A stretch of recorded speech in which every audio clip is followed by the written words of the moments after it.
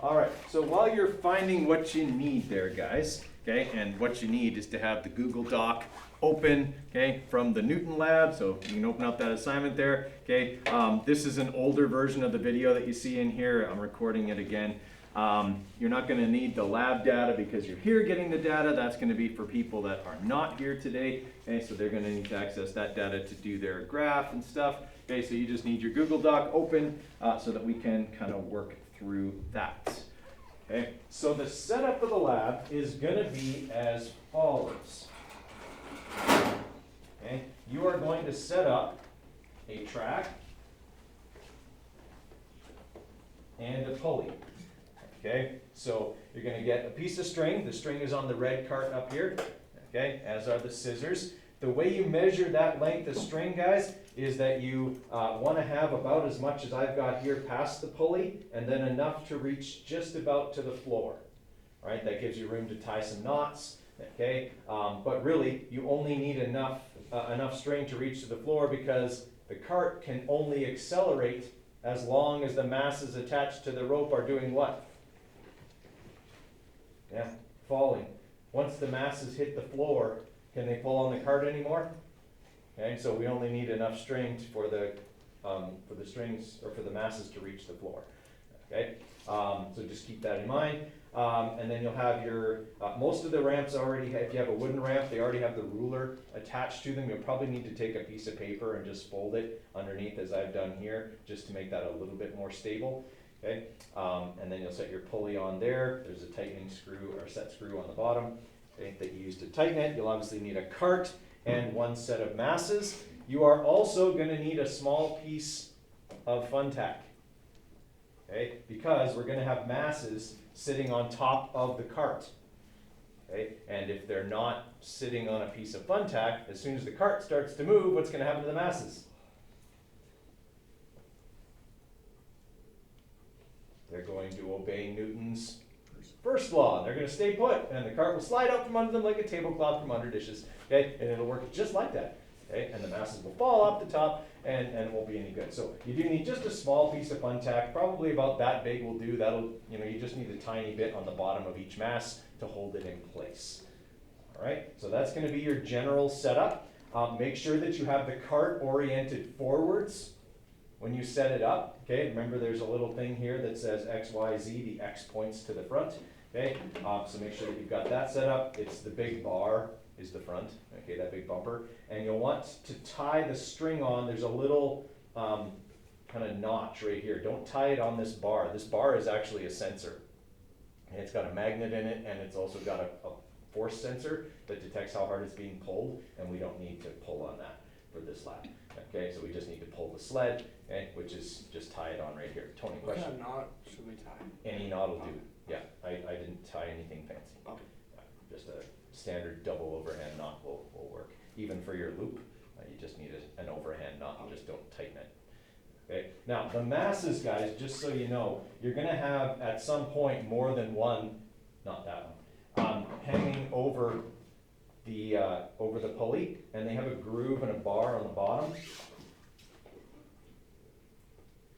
so you can hook them together.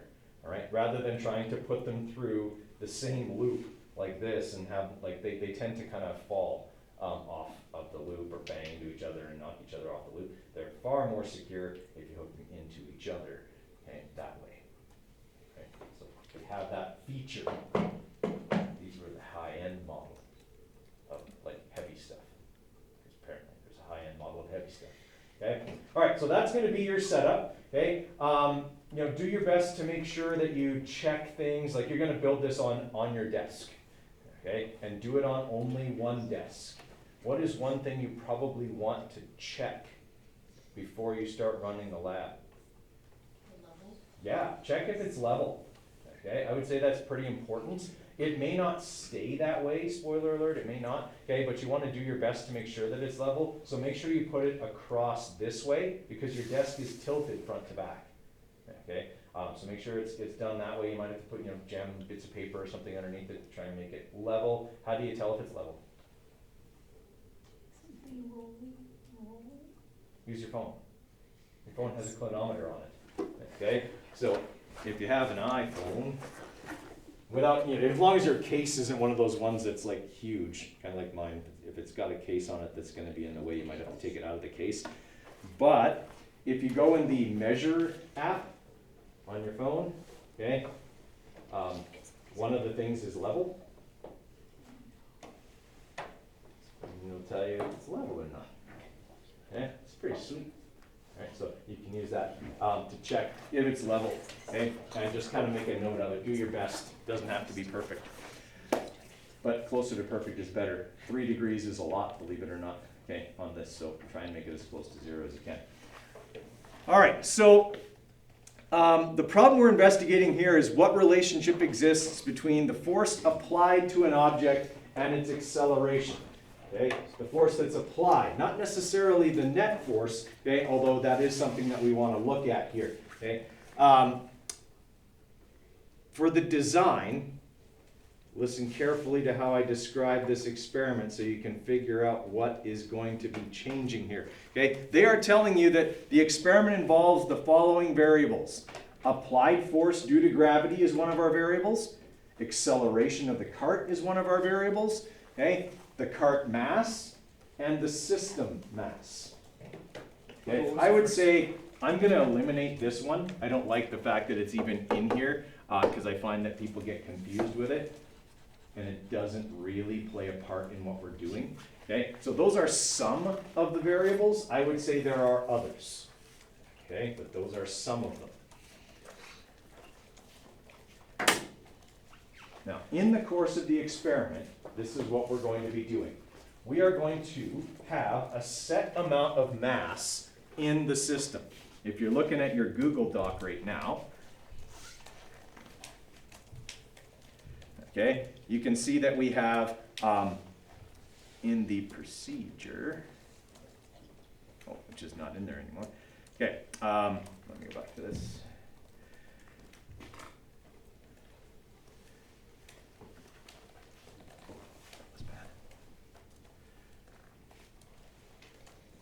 Okay, so we're going to have our carts on there plus our masses, and then in the procedure they tell you what masses to put in there. Okay, so this is going to be kind of what you're going to work from. Okay, so we're going to have in trial 1 you're going to have 50 grams hanging over the pulley, all right, and you're going to have 400 grams on the cart. Okay, so our total system mass is always going to be the same number. Okay, we're never going to change in this experiment. The system's mass is going to stay the same throughout. Right? What we're going to do is each trial we're going to move 50 grams from the cart to the pulley or over the pulley. All right, so we're going to start out and we're going to have 670 or 674 grams, depending on whether you have a red or a blue cart, because for some reason they're different masses. I guess blue plastic is lighter than red plastic. I don't know. We couldn't believe it either. We measured all 8 of them. Okay, all 4 red carts are 274 grams, and all 4 blue carts are 270 grams. I don't have any explanation for why. Okay, but, okay, so we're going to have 400 grams on the cart, okay, 50 grams over the pulley. In the second trial, we're going to take 50 grams off of the cart and transfer it to the pulley. Okay, but that means the system's mass is staying the same. By moving mass over the pulley, I'm changing the applied force. Okay, so each trial, as the experimenter, I am changing the applied force. And I'm measuring the resulting acceleration. After all, I'm trying to verify Newton's second law and the relationship between force and acceleration. For trial 1, should it be 50 grams or is it 5 grams? That's 50 grams. 0.05? 0.05, yeah. 0.005 is 5 grams. You have point. 0. I have 0.05. That's 50 grams. 0.005 is 5 grams. This is 50 grams. There's 1,000 grams in a kilogram, right? 0.5 would be 500, 0.05 is 50, 0.005 is 1,000. Okay? Everybody all right with that? Okay. All right, and then in trial 3, take another 50 grams off of the cart, put it over the pulley. Now, it's not going to be as simple as that. There aren't that many 50-gram masses. Okay? You're going to have to do a little, what do they call that in math?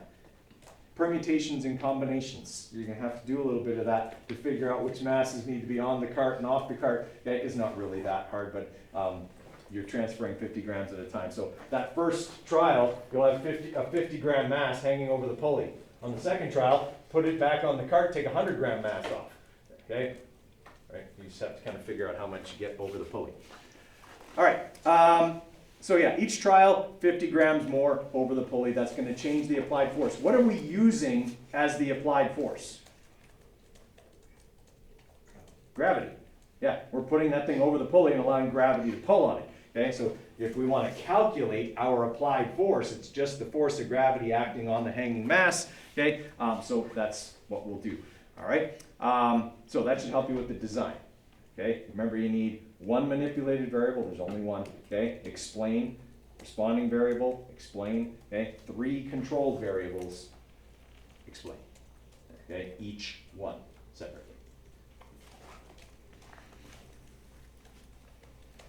And I would say since gravity is playing an important role in this experiment, you could probably list that one in the controlled section. You're welcome.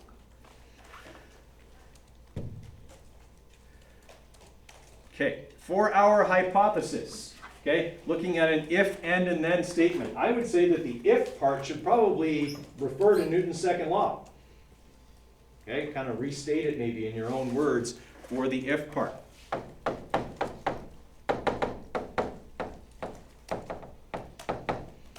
Okay, maybe talk about the relationship between force and acceleration.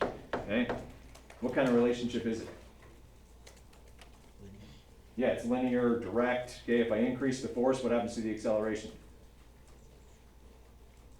The acceleration should go. Ooh, that's bad. If I double the force, what should happen to the acceleration? It should double, right, okay. All right, we're good. All right, so talk about that in the if part, okay? You don't really even have to talk so much about like that specifically. Just say what kind of a relationship. Is it linear? Is it inverse? Blah, blah, blah, okay? In the and part, describe the experiment, okay? Different applied forces are going to be applied to the cart or the system, and the system's acceleration will be measured, okay? In the then part, tell me what's going to happen to the acceleration as the force increases. So the hypothesis is actually pretty straightforward for this one, probably easier than ones we've done previously.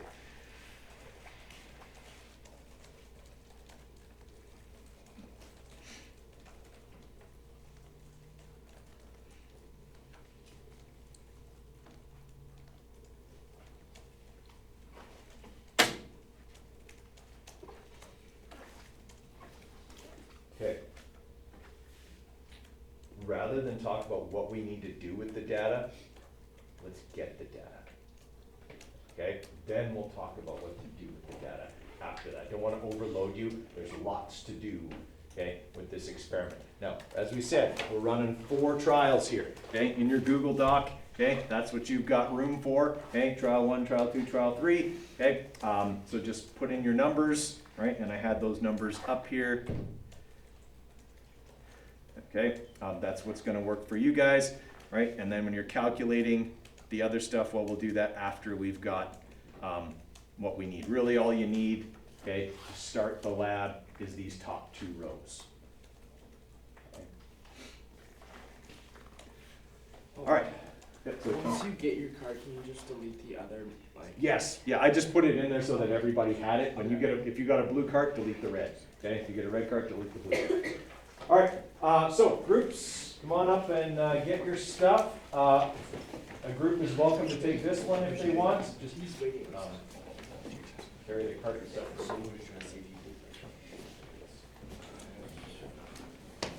And I'll get out of the way.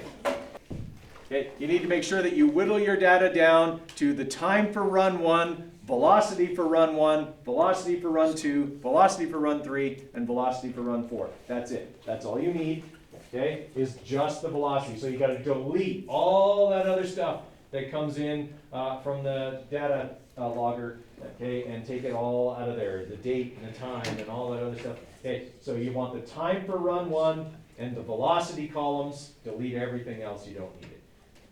Okay, and then from there, you're going to build a velocity versus time graph. Okay, because we want the slope of that graph, that'll give us the acceleration for each run. All right, so that's kind of where you're headed with your data analysis. I'll let you get kind of caught up to that point here, and then we'll talk more about what we need to do with that data. Okay, so while you're working through your data there, guys, your end product should look something like this. Okay, you should have your velocity data, okay, for each of your 4 runs, your time data for your first run because it's the longest. Okay, you build your scatter plot graph like we have for all the other labs, and then from your scatter plot you can decide what points you need to take out, okay, because they're past or before the acceleration began. You want to take all of those out. Okay, get a trend line for each run, the slope of which will be the acceleration for that run, and that's why we're building the graph. We only need the acceleration, the slope of each line. And I know it seems like a lot of work to get that, but that's what we need. Okay, make sure you insert that graph into your lab report because it's an important part. You don't have to put in the chart. Okay, just put in the like the velocity time chart. Just put in the velocity time graph. And then you can start filling in your charts, okay, the other charts that has all of the other stuff in it, the applied force, so that's the hanging masses times 9.81. You can put in your accelerations for each trial, and then the net force, okay, calculated by taking the mass of the system and multiplying it by the acceleration, okay? Now, I need everyone to just stop for a minute, okay, and look up here. Theoretically, with this setup, theoretically, the value for net force and the value for applied force should be what? They should be the same. In the perfect physical world, they would be. Part of the analysis that you have to do in this experiment is explaining why they're not. Okay? And to do that, you need to think about a few things. First off, what happened in the lab? Okay? Like when the cart was moving along the track, did you notice anything that might have possibly caused the net force to be different than the applied force? Okay? And then second thing, remember this. Net force is the vector sum of all forces. If it's not equal to the applied force, that means what? Right, at force or forces. Okay, you need to figure out what those are in the analysis. Like this is probably the first lab you've ever done where you really had to analyze what happened in the lab. It wasn't cookbooks, like answer this question, do this calculation. No, in this lab you really have to look at what happened and figure out what else was going on that I didn't account for. Okay, and there's a couple of different possibilities based on your data. So you have to look at your data, okay? If your net force is less than the applied force, that means something was working against the applied force. If your net force is greater than the applied force, which can also happen, something was working with the applied force. You got to figure out what those forces might possibly be. Okay, that's the tricky part, okay, to this lab is doing that analysis. Okay? All right, I'll give you a little bit more time to get the graph and everything built, and then we'll talk a little bit more about the analysis here. Okay, guys, I'm just going to talk about the rest of the stuff here. So for the analysis, obviously for question number 1, it's just about your graph. Okay, put a linear fit and grab the slope values, put them in the acceleration, calculate the applied force by multiplying the hanging masses by 9.81. Okay, and then calculate the net force.